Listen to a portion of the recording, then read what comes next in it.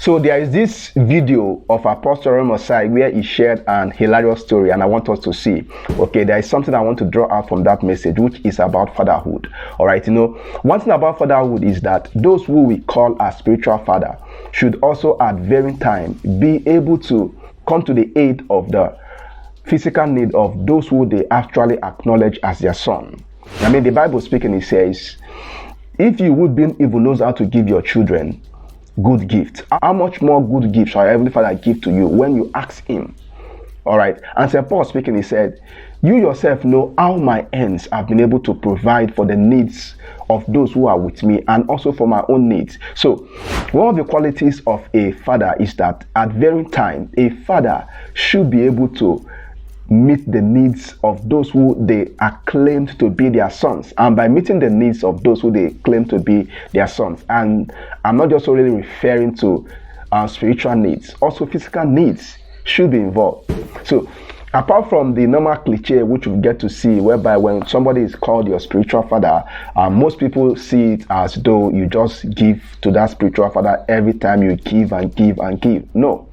At some varying time and as the needs demand and as it's within the power of the acclaimed spiritual father, they should also at one point in time be able to meet the needs of their sons. And that is why fatherhood is not something we should rush into. So let's watch and listen to the video of this Apostle Arome Osayi. I want to know what your thoughts are on this video. Well, don't get it wrong. Don't get it wrong. We are men of faith. Okay, I don't need to tell you that. But in relating with God, what I'm teaching you is about relating with God. And the more you know God, the more the capacity of your faith life increases. When you see people unable to exercise faith, it is a proof of the fact that they have no working relationship with God. No, you can't believe him. You can't trust him. All right, in our ministry, we have a lot of pastors. There's one pastor, if he lacks salt, he will call me and say, this thing is hard though.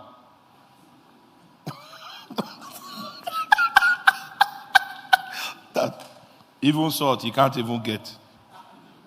I'll send him money. He say, then, if I call him just to check on him, how are you doing? He say,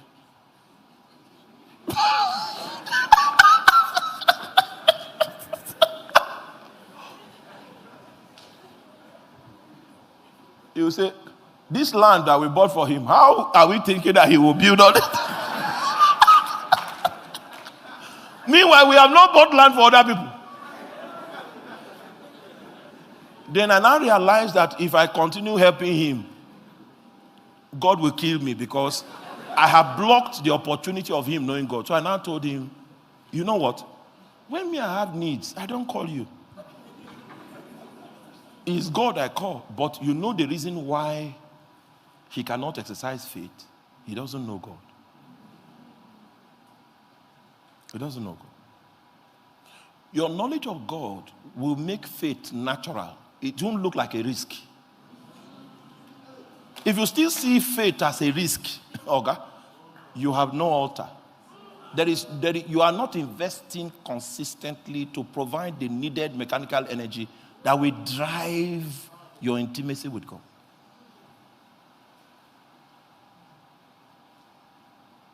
Everything we do for him. Everything we do for him. And I have a helps ministry, so my heart is open to giving for people that know me. But I saw that if I keep giving that young man, I will destroy him. And even God too will destroy him. So I now started teaching him the things I do. Then somebody now gave him $7,000. He didn't tell me. But if salt is lacking, I will know. It's when I called him and I said, in fact, something happened. Meanwhile, I was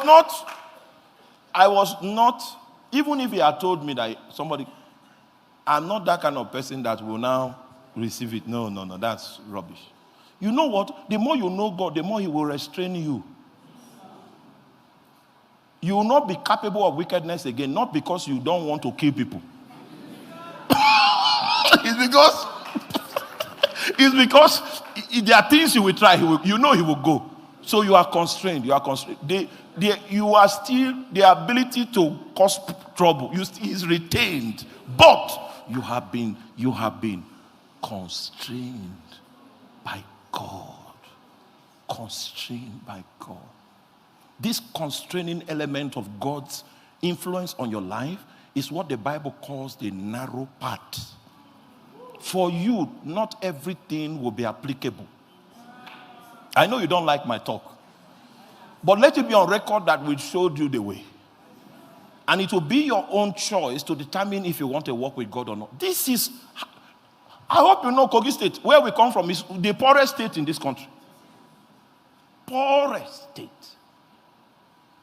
So I went to preach to young people in Kogi State. I said, my brethren, the only way you will see a headway is that you must know Jehovah so that you can have capacity to believe him. The way we came out of the woods is that we did not have any other alternative. We knew that if it's by God or nothing. Part of the reason why you are like this is because you have people to help you. We did not. In fact, the people that were supposed to help us, they were looking for our debt.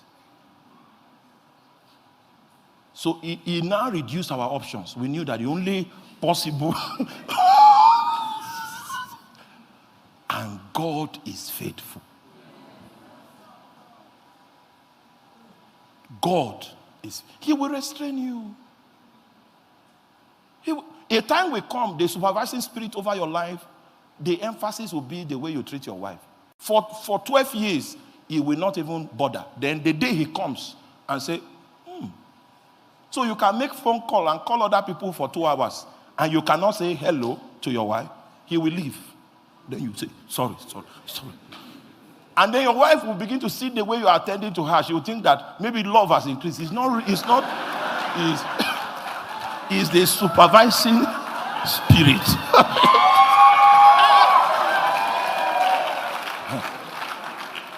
Oh, mante isoke laimo makia. And you know what? The moment you begin to attend to her like that, first of all, it's mechanical so that he will not go. Then as you start attending, then the love will not start. Then one day he'll come and say, I wanted you to know that a spell was upon you.